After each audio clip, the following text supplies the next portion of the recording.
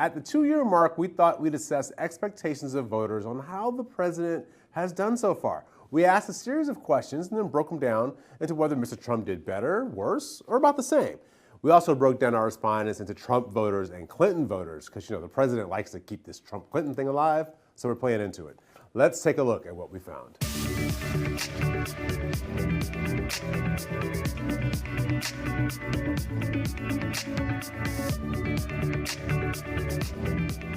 Among all voters, the highest assessment that the president is doing better than expected was on the economy and jobs at 36%.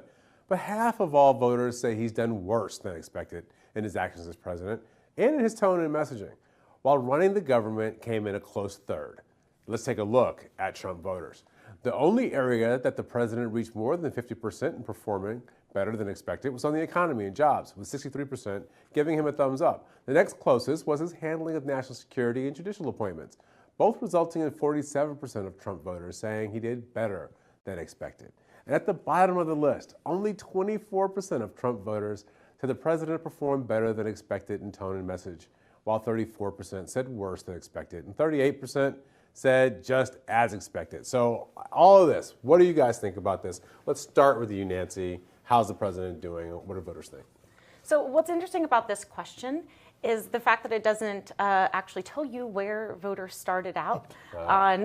This is what I said in our production meeting. Yep. Some people may say he's doing the same because they thought he was going to be horrible.